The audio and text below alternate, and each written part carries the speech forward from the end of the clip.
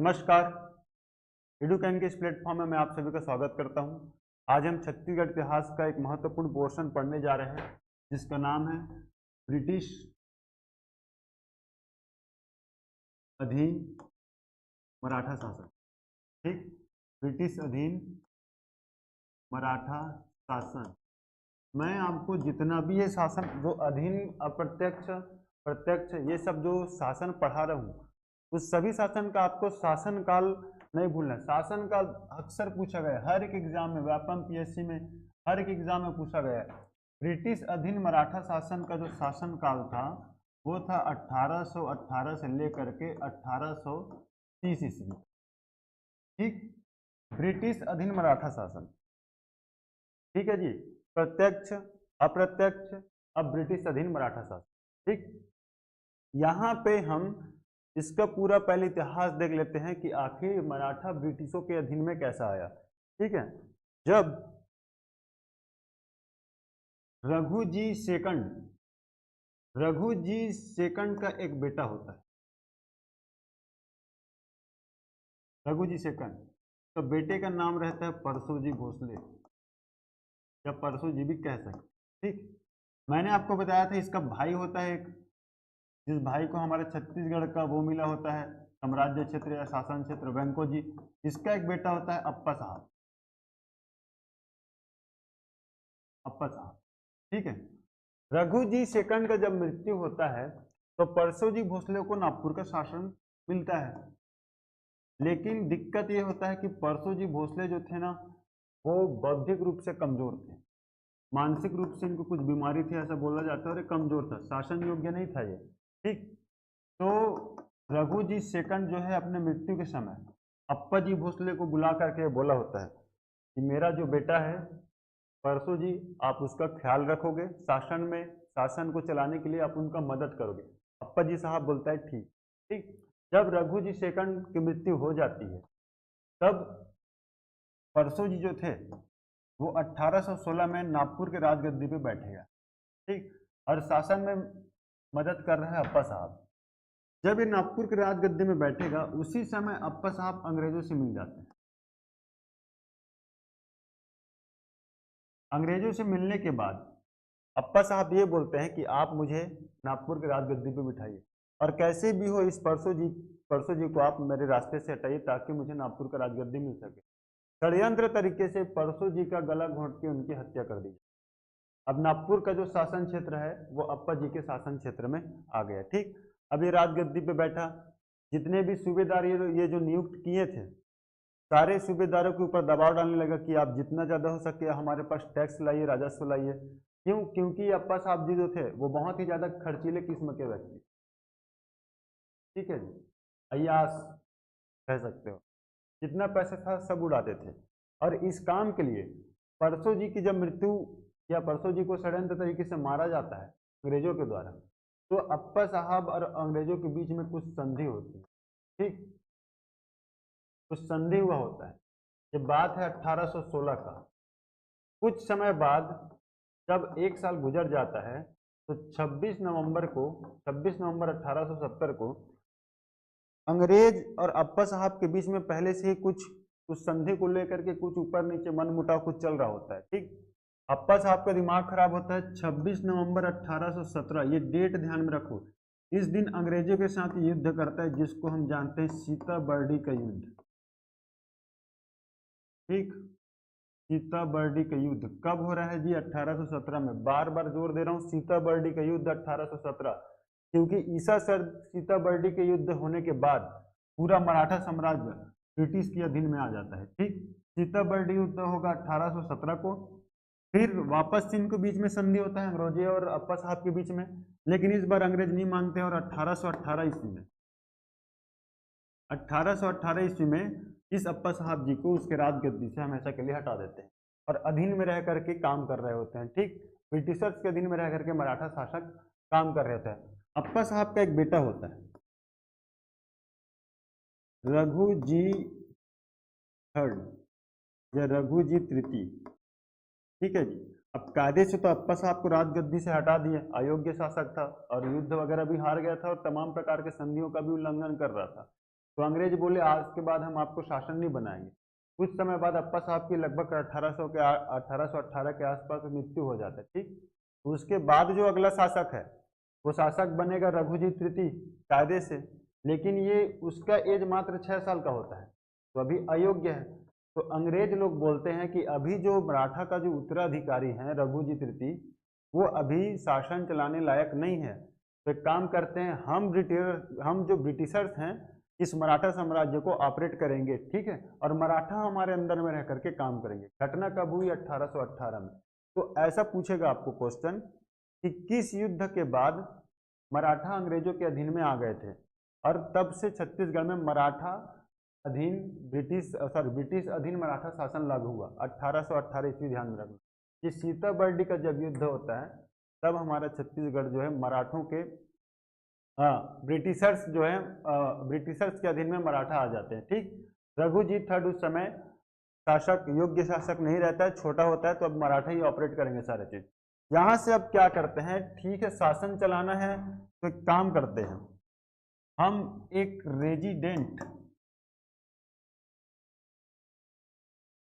Resident बनाएंगे जो मराठों का जो क्षेत्र है, शासन क्षेत्र है, उसको संभालेगा। और जितना अलग अलग शासन क्षेत्र है वहां पे एक एक हम अधीक्षक या सुप्रीडेंट भेजेंगे अपना, ठीक। सुप्रीडेंट या अधीक्षक, ये अधीक्षक लोग जिस साम्राज्य में रह करके शासन को चलाएगा उसकी सारी जानकारी रेजिडेंट के पास भेजेगा, और रेजिडेंट भेजेगा ब्रिटिश ईस्ट इंडिया कंपनी को, ठीक। यहां तक के समझ में आया क्या? तो उस समय रेजिडेंस बनाते हैं जेन किंग्स को, नाम ध्यान में रखना, जेन किंग्स को बनाते हैं रेजिडेंट, ठीक। और सुप्रीडेंट बनाएंगे सबसे पहला, हमारे छत्तीसगढ़ के लिए बता रहा हूं ना मैं, मराठों के अंदर में बहुत सारा साम्राज्य था, बहुत सारा शासन क्षेत्र था, एक शासन क्षेत्र हमारा छत्तीसगढ़। तो उस समय जो एक अकेला आदमी जो नागपुर में बैठ करके सारा मराठा शासन को देखेगा रेजिडेंट के रूप में, वो था जेन किंग्स। ये सारे साम्राज्यों के लिए एक रेजिडेंट, ठीक, लेकिन अलग अलग क्षेत्र के लिए अलग अलग अधीक्षक बनाएंगे। तो हमारे छत्तीसगढ़ के लिए एक अधीक्षक बनाता है जिसका नाम होता है एडमंड, 1818 में, ठीक। एडमंड को छत्तीसगढ़ का प्रथम सुप्रीडेंट या अधीक्षक बना करके भेजता है। छत्तीसगढ़ का फर्स्ट क्या है ये? अधीक्षक। यहां तक के समझ में आया? अब अधीक्षक लोग हमारे छत्तीसगढ़ को, या सुप्रीडेंट हमारे छत्तीसगढ़ के में प्रशासन व्यवस्था को चलाएगा, और बहुत गजब का काम करेंगे ये लोग, देखना, ठीक। सबसे पहले हमने क्या पढ़ा? कैप्टन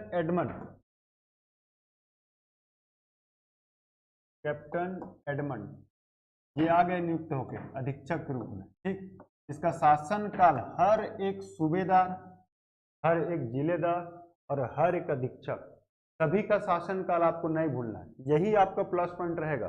बहुत सारे बच्चे अलग अलग शासनकाल में अक्सर कंफ्यूजन रहता है, कंफ्यूज नहीं होना है आपको, इसको रट लो आप, इनका शासनकाल, ठीक है। 1818 ईस्वी में, ठीक। छत्तीसगढ़ का प्रथम सूबेदार बताया स्टार्टिंग में, सॉरी, छत्तीसगढ़ का फर्स्ट अधीक्षक या सुप्रीटेंडेंट अधीक्षक, ठीक है जी। कहाँ पे आ रहा है ये? मुख्यालय इसका है रतनपुर, क्योंकि उस टाइम छत्तीसगढ़ का जो मराठा शासन में छत्तीसगढ़ का जो राजधानी था वो रतनपुर ही था, ठीक। इसके शासनकाल में सिर्फ 2 चीज, एडमंड आता है लेकिन ये उतना योग्य व्यक्ति नहीं निकलता है, तो ब्रिटिशर्स जो अधिकारी होते हैं, जो रेजिडेंट लोग होते हैं, वे इसको हटा देते हैं, और इसके बाद भेजेंगे एक मोस्ट इंपॉर्टेंट व्यक्ति, कैप्टन एगन्यू।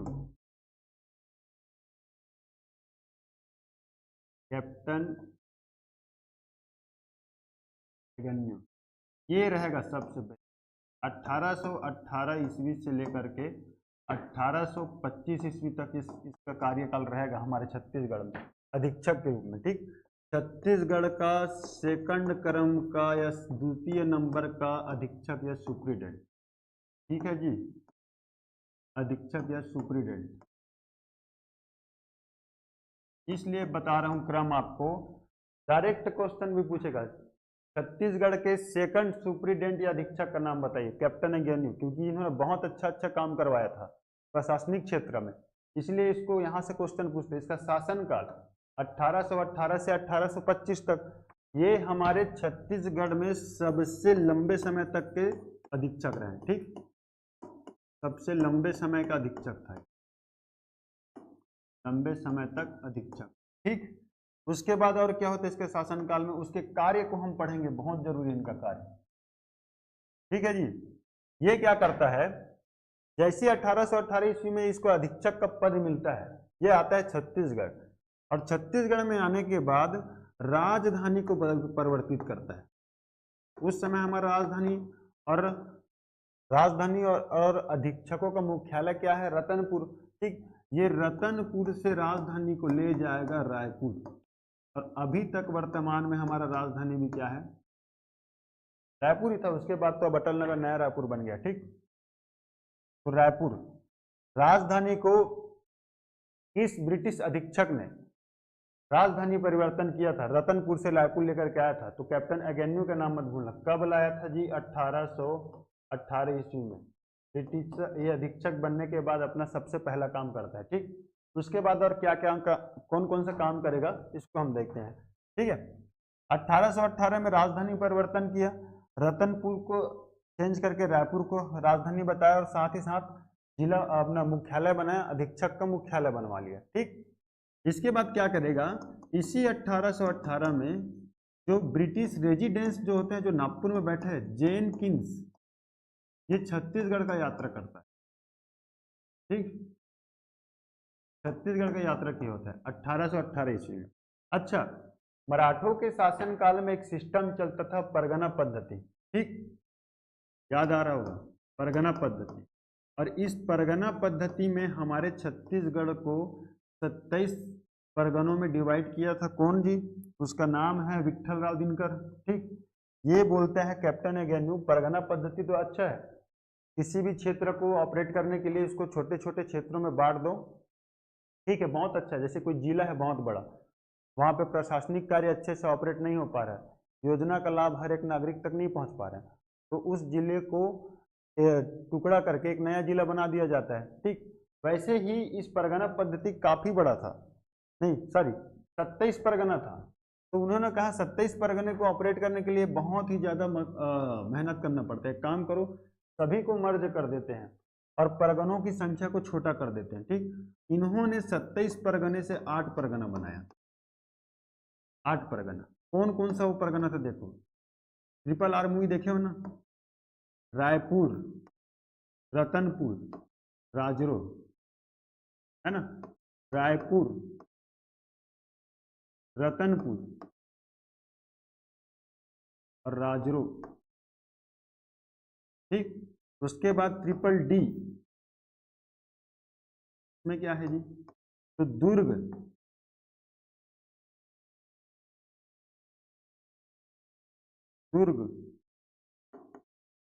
धमधा और धमतरी। कितना हो गया, 6। ठीक, 8 परगना बनाया 27 परगने को, उसमें से 6 कौन कौन सा, रायपुर, रतनपुर, राजरो, दुर्ग, धमधा, धमतरी। उसके अलावा 2 और, नवागढ़ और नवागढ़ के साथ खरौद। ये चीज ध्यान में रखो। ठीक, बालोद को भी बनाता है ना 9वां परगना के रूप में, लेकिन वो 1920 में बनेगा, बस आप अपने जानकारी के लिए ध्यान में रखो। बालोद को भी 9th परगना के रूप में बनाता है, लेकिन 1920 में बनाता है, एगेन्यू नहीं बनवा रहे हो। एगेन्यू के शासनकाल में मात्र 8 परगना, तो 8 परगना इंपॉर्टेंट है, रायपुर, रतनपुर, राजरो, दुर्ग, धमधा, धमतरी, नवागढ़ और खरौद। ये आपको ऑप्शन में इनमें से बताइए कि एगेन्यू ने कौन सा परगना को नहीं बनवाया था, या इनमें से कौन सा परगना नहीं था, ऐसा करके भी ऑप्शन में पूछेगा। ये आपको 8 परगना का नाम आपको ध्यान में रहना चाहिए। ठीक, उसमें से देखो रायपुर की क्वालिटी क्या है कि ये सबसे ओल्ड था, सबसे पुराना परगना और सबसे बड़ा परगना था। ठीक, राजरो का क्वालिटी ये है कि ये सबसे न्यू परगना था, नया, और सबसे छोटा परगना था। ठीक है जी, समझ में आया एगेन्यू का इतना काम। ठीक, छत्तीसगढ़ का द्वितीय ब्रिटिश अधीक्षक रहता है, ये सुप्रिटेंडेंट रहता है, सबसे लंबे समय तक का इसका प्रशासन का या शासन कार्य रहता है। ठीक, राजधानी रतनपुर से रायपुर लेकर के आता है 1818 ईस्वी में, और 1818 ईस्वी में ही जो रेजिडेंट होता है नागपुर का वो छत्तीसगढ़ का यात्रा करता है जिसका नाम है जैन किंग, ठीक। और ये जो 27 परगना होता है उसको 8 परगने में मर्ज करता है और 8 परगनों का ये गठन करता है, ठीक है। अब एक और 2-4 काम देखते हैं इसका, और कौन कौन सा काम है कैप्टन एवेन्यू का।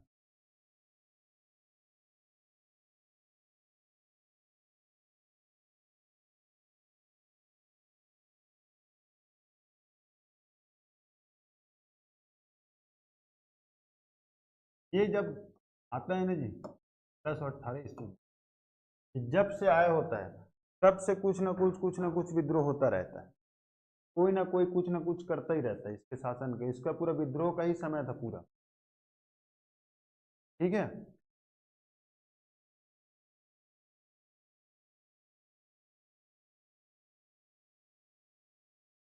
विद्रोह का ही समय रहता है। जब 1818 ईस्वी में जब ये आया छत्तीसगढ़, उस समय से विद्रोह चालू होता है। पहला विद्रोह सामंत भारती,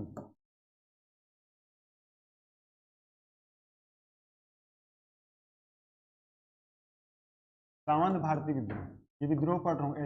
एगेन्यू के शासन काल में कौन कौन सा विद्रोह हुआ था ये बता रहा हूँ। सामंत भारती विद्रोह, ठीक। इसी समय में एक और विद्रोह हुआ था महारसिया, ठीक।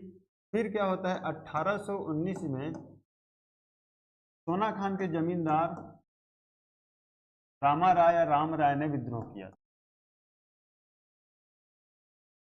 ठीक।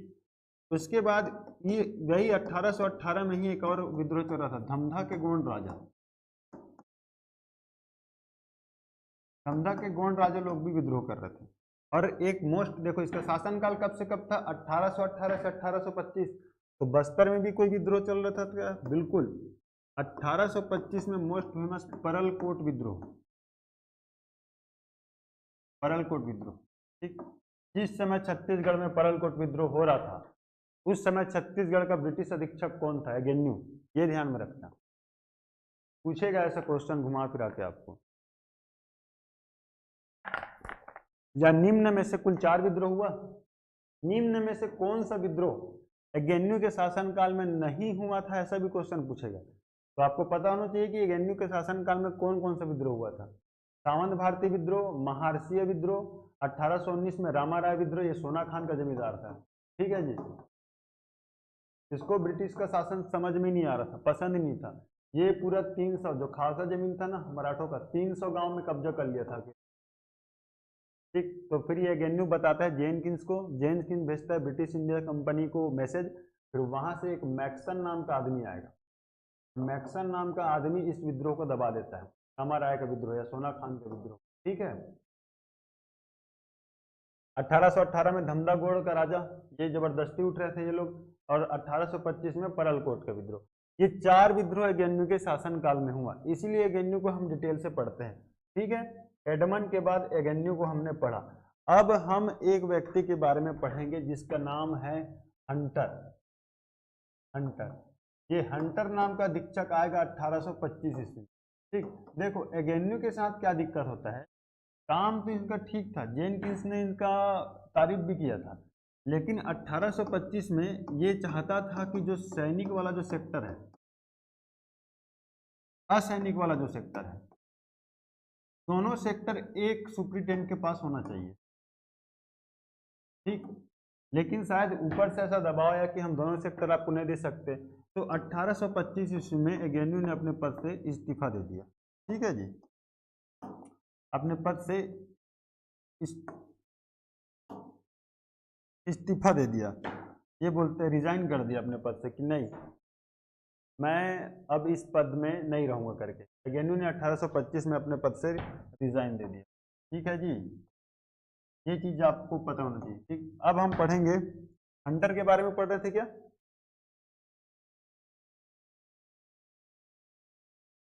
हंटर, हंटर के बारे में पढ़ रहे थे। हंटर आता है 1828 में, बिल्कुल थोड़े समय के लिए आएगा, कुछ काम नहीं करेगा, कुछ माह के लिए आता है, फिर इसको इनके पद से हटा दिया जाता है। इसके बाद आएगा 4th नंबर पे सैंडिज नाम का कोई व्यक्ति आएगा, सैंडिज, ठीक, ये करेगा शासन थोड़ा 1825 में, ये करेगा। इसका शासनकाल रहता है 3 साल तक, 1828 ईस्वी। सैंडिज ये आते ही सबसे पहले एक इंपॉर्टेंट काम, सबका मुख्यालय रायपुर है, ये क्या करेगा, जमींदारी प्रथा को खत्म करके ताहूतदारी सिस्टम लाएगा, ताहूतदारी प्रथा प्रारंभ करेगा या आरंभ करेगा। ताहूतदारी प्रथा आरंभ करता है कौन, सैंडिज। सैंडिज नाम का कोई एक अधीक्षक आएगा और छत्तीसगढ़ में पहली बार ताहूतदारी प्रथा का आरंभ करेगा। और ये भी पूछेगा कि जमींदारी प्रथा को समाप्त कौन से ब्रिटिश अधीक्षक ने किया था, तो भी ध्यान में रखना, जमींदारी प्रथा को समाप्त किया, ठीक, जमींदारी प्रथा को समाप्त किया था सैंडिज ने। अब ताहूतदारी प्रथा में क्या होता था कि हमारे छत्तीसगढ़ में जितना भी एग्रीकल्चर लैंड है उनमें से कुछ ऐसा एग्रीकल्चर भूमि है जो अनुपजाऊ है, जिसमें खेती नहीं होती है, कुछ भूमि ऐसी है जो उपजाऊ तो है लेकिन उसमें खेती करते ही नहीं है कोई। तो ताहूतदारी प्रथा के अंतर्गत क्या होता था कि जितने भी उपजाऊ और अनुपजाऊ भूमि है सारे भूमि में खेती किया जाए, जो भूमि पड़ती पड़ी है, बंजर पड़ी है, उसको खेती योग्य बनाया जाए। साथ ही साथ जो उपजाऊ भूमि है उसमें सारे लोगों को खेती करने का मौका मिलना चाहिए, कुछ ऐसा टाइप से सिस्टम लाया था। ताहूतदारी प्रथा में मेजर लिया था कि बंजर भूमि जो है, बंजर भूमि में भी खेती करना प्रारंभ करवाया था, तो खेती योग्य बना सके ताकि उत्पादन बढ़े, उत्पादन बढ़ेगा तो टैक्स ज्यादा आएगा, ठीक, बंजर भूमि में खेती, ये सिस्टम लाया था ताहूतदारी प्रथा सैंडिज ने, ठीक। ये मेन चीज आपको पढ़ना है सैंडिज को लेकर के, ताहूतदारी प्रथा किसने लाया था, उसको लाया था सैंडिज ने। अब देखो और क्या क्या विशेष काम करवाया था, तो छत्तीसगढ़ में पहला बार डाक व्यवस्था चालू करवाया, डाक सिस्टम, ठीक। दूसरा चीज, जितना भी सरकारी या प्रशासनिक काम था, प्रशासनिक कार्य, उन सारे प्रशासनिक कार्यों का भाषा बदल दिया। हो सकता होगा उस टाइम में मराठी रहा होगा क्योंकि मराठा शासन था, या हिंदी रहा होगा, उस सारे प्रशासनिक कार्य के भाषा को बदल करके कर देते हैं अंग्रेजी।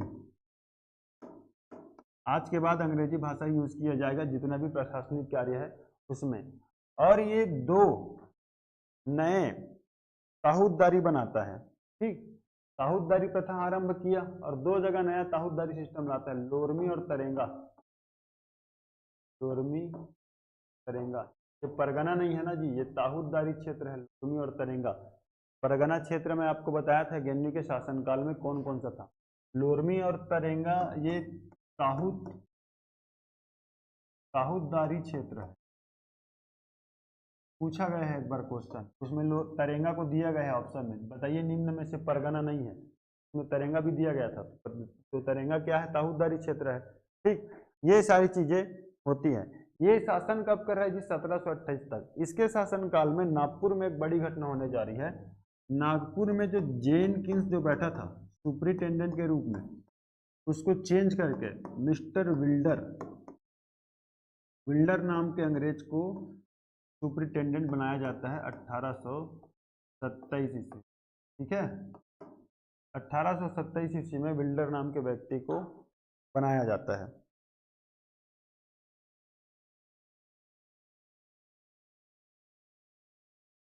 प्रेसिडेंट के रूप।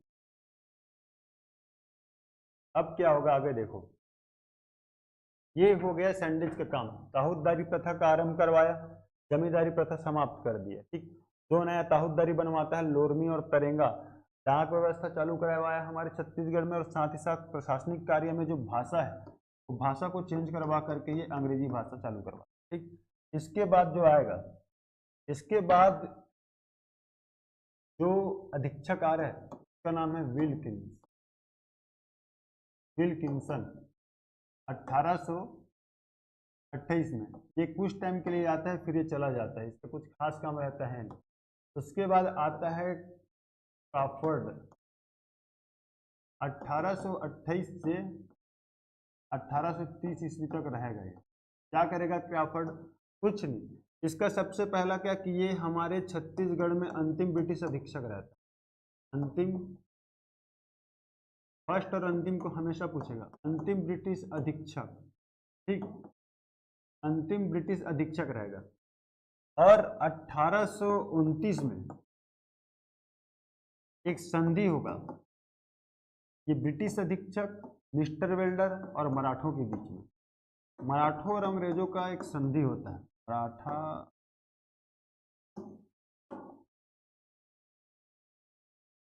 मराठों और अंग्रेजों के बीच में एक संधि होगा, और इस संधि के तहत पुनः भोसला शासन लागू हो जाए, ठीक, पुनः भोसला शासन या पुनः मराठा शासन भी हम कह सकते हैं, ठीक। तो पुनः मराठा शासन कब लागू हुआ जी? 1829 में संधि हो रहा है, ठीक है, संधि 1829 में हो रहा है, लागू होगा 1830 से प्रभाव में आ गया वो, ठीक, 1830 से प्रभाव में आ जाएगा, ठीक है जी।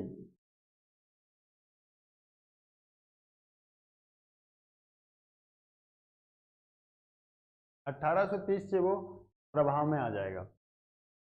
अब पुनः मराठा शासन या पुनः भोसला शासन लागू हो रहा है हमारे छत्तीसगढ़ में। मराठों और अंग्रेजों के बीच में संधि हो गया 29 में। अच्छा, इसका शासक कौन बनेगा? तो मैं आपको स्टार्टिंग में बताया था, एक छोटा सा बच्चा होता है जिसका नाम होता है रघुजी तृतीय, 6 साल का रहता है उस टाइम, रघुजी थर्ड या तृतीय, ठीक। अब ये योग्य शासक बन गए हैं। तो संधि के तहत अंग्रेजों ने वापस से मराठों को उनका जागीरें वापस कर दी, लेकिन मराठा कहीं ना कहीं इनके प्रशासनिक कार्य में हस्तक्षेप करेगा। अब कौन आ गया? रघुजी थर्ड। हमने अभी तक पढ़ा कि 1818 से लेकर के तमाम प्रकार के ब्रिटिश 1830 तक तमाम प्रकार के ब्रिटिशर्स अधीक्षक आए और छत्तीसगढ़ में प्रशासनिक व्यवस्था में सुधार भी किए थे, ठीक है। ये सारी चीजें हो रही हैं।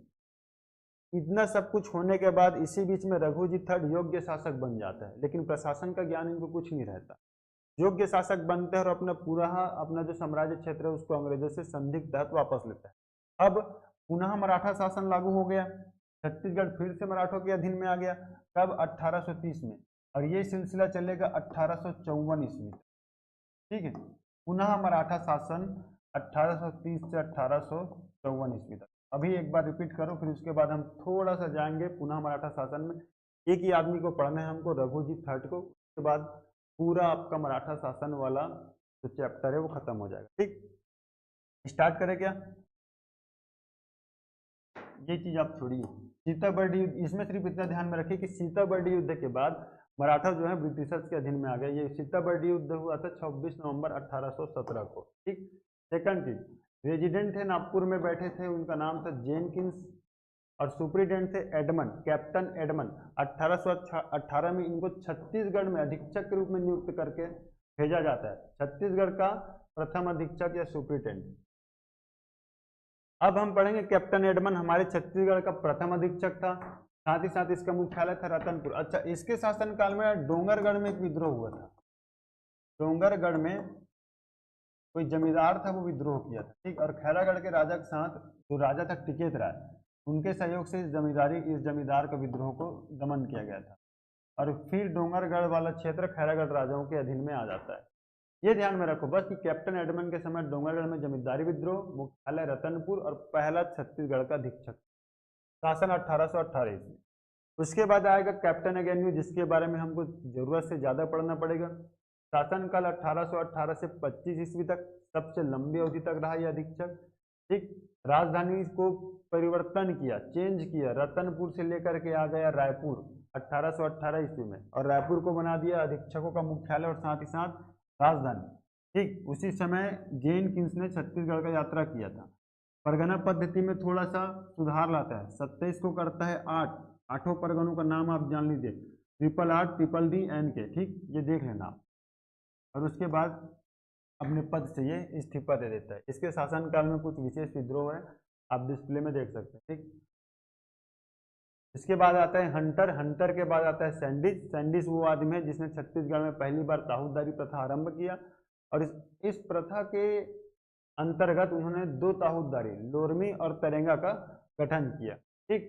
डाक व्यवस्था इसी के शासनकाल में चालू हुआ, और प्रशासनिक कार्य क्या कि हर एक प्रशासनिक कार्य जो भी कार्य है उसमें अंग्रेजी भाषा यूज होगा, ऐसा इन्होंने लागू किया, ठीक है जी। फिर अंतिम ब्रिटिश अधीक्षक था क्रॉफर्ड। बस इतना जानो। ये फिर रघुजीत थर्ड को पूरा मराठा साम्राज्य वापस सौंपता है और हमारे छत्तीसगढ़ में पुनः भोसला या मराठा शासन लागू हो जाता है। इसके बाद हम क्या पढ़ेंगे, देखो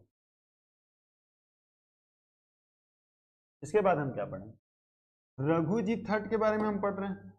रघुजीत थर्ड क्या करेगा, इनको प्रशासन का ज्ञान नहीं होता है कुछ भी, ठीक।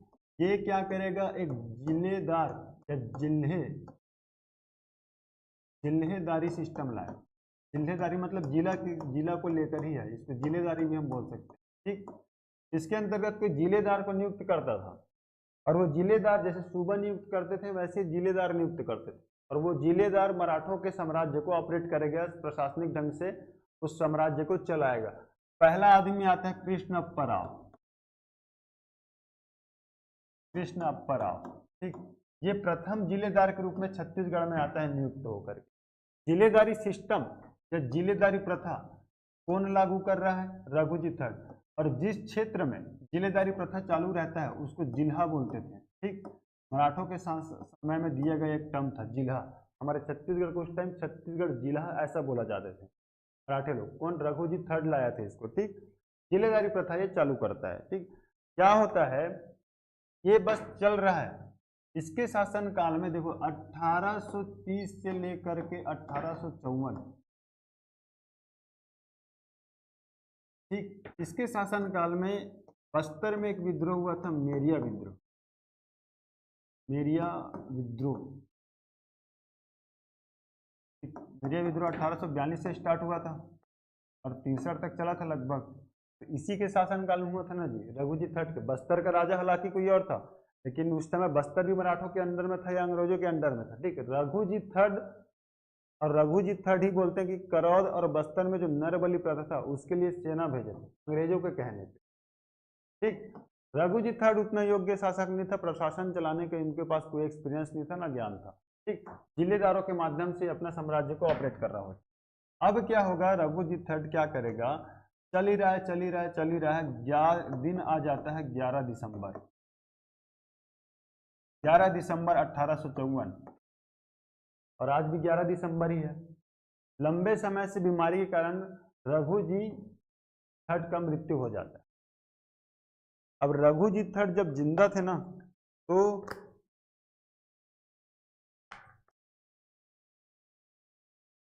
था तो ये शासक, था तो मराठा शासक, लेकिन ब्रिटिशर्स के अधीन में रहकर ही ये काम कर रहा था, है ना। इनके सारे कार्यों में ब्रिटिशर्स नियंत्रण रखे थे, कुछ कुछ सिस्टम के लिए इसको अलाउ किए थे, ठीक। तो रघुजीत थर्ड जब काफी समय से बीमार चल रहे थे और अपने साम्राज्य का कोई उत्तराधिकारी नहीं था, उत्तराधिकारी इसलिए नहीं था क्योंकि रघुजी निसंतान होते हैं, इनका कोई पुत्र नहीं होता है।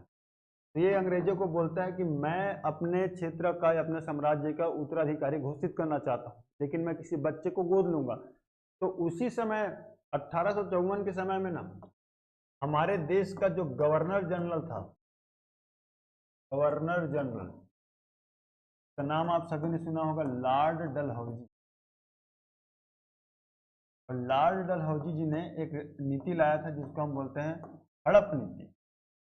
इस हड़प नीति क्या होता है जी, तो देखो, जितना भी रियासत, जितना भी राजाओं का रियासत और साम्राज्य जो ब्रिटिश के अधीन में रह करके काम कर रहे हैं, यदि उसका कोई सगा बेटा नहीं है तो वो उसका गोद लिया हुआ दत्तक पुत्र को उसके साम्राज्य का उत्तराधिकारी नहीं माना जाएगा। मतलब गोद लेकर के आप अपना उत्तराधिकारी नहीं बना सकते। तो इस हड़प नीति में क्या होगा, कोई उत्तराधिकारी नहीं है तो सारा जो आपका जो शासन रियासत क्षेत्र है वो ब्रिटिशर्स के अधीन में आ जाएगा और ब्रिटिशर्स उसको ऑपरेट करेंगे। उसी को बोला जाता था हड़प नीति, ठीक। जिस समय रघुजीत तृतीय का मृत्यु हुआ उस समय गवर्नर जनरल थे लॉर्ड डलहौजी, और इसी हड़प नीति के तहत वे नागपुर का जो मराठों का जो जितना भी शासन क्षेत्र था वे ब्रिटिशर्स मतलब ब्रिटिश अपने अधीन में मिला लेते हैं।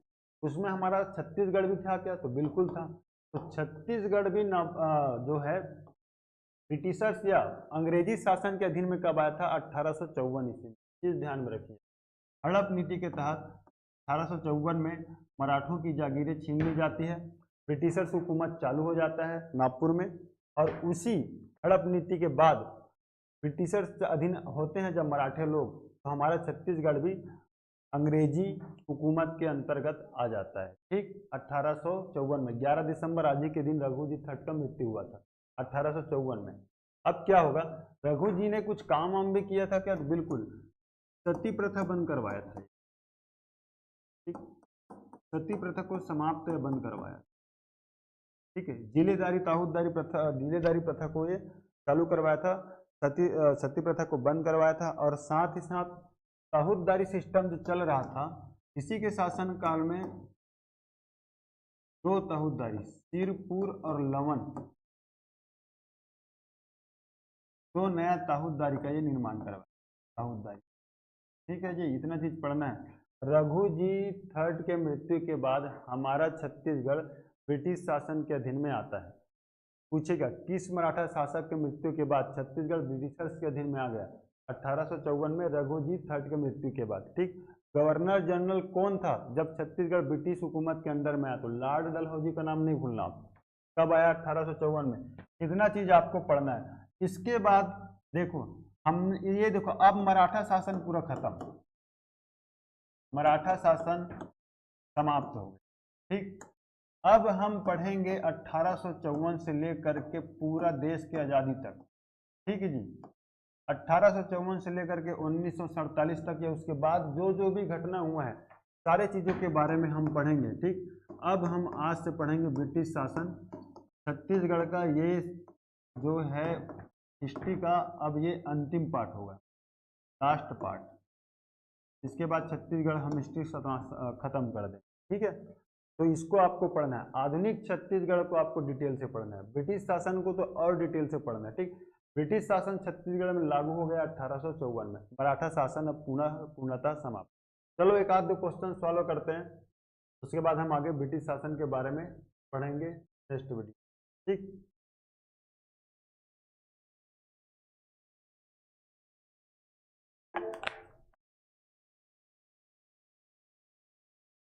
सीताबर्डी का युद्ध कब हुआ था?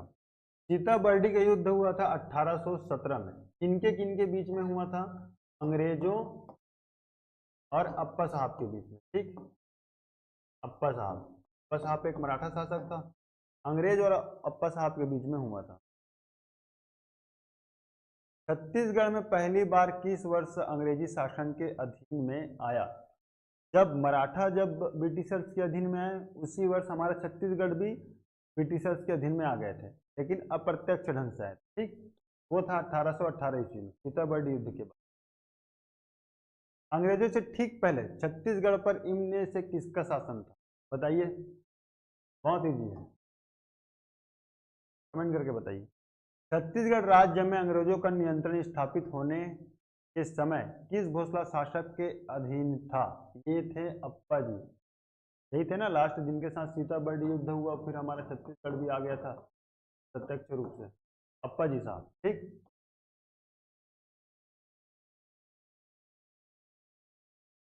नागपुर के भोसला राज्य पर ब्रिटिश संरक्षण काल के अंतर्गत छत्तीसगढ़ में नियुक्त प्रथम सुपरिटेंडेंट निम्नलिखित में से कौन थे, या अधीक्षक कौन थे? हंटर, फर्स्ट अधीक्षक, हमारे छत्तीसगढ़ के प्रथम अधीक्षक के रूप में नियुक्त। ठीक है जी, कैप्टन हंटर। किस ब्रिटिश ने 1818 में छत्तीसगढ़ की राजधानी रतनपुर से रायपुर स्थानांतरित किया था? Most famous major avenue, Ratanpur से रायपुर राजधानी को स्थानांतरित किया। क्वेश्चन कई बार पूछ चुका है, आने वाले टाइम में भी पूछेगा। ठीक, निम्नलिखित में से किस वर्ष में रायपुर को इस राज्य की राजधानी बनाया? 1828 ईस्वी में एवेन्यू ने। इस राज्य में नियुक्त निम्नलिखित में से किस ब्रिटिश अधीक्षक के कार्यकाल में सामंत भारतीय विद्रोह हुआ था?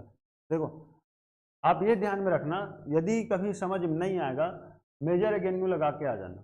ठीक, एडमंड के टाइम में केवल डोंगरगढ़ जमींदारी का विद्रोह हुआ था। ठीक, इसके शासनकाल में सबसे ज्यादा 4 जगह पे अलग अलग विद्रोह हुआ था मेजर एवेन्यू के। यदि अधीक्षक में विद्रोह के बारे में पूछ रहा है, समझ में नहीं आएगा, तो मेजर एवेन्यू लगा के आ जाना। ठीक है जी।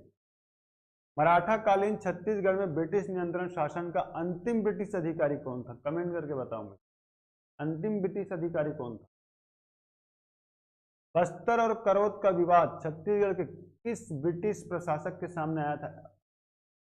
ये थे हमारे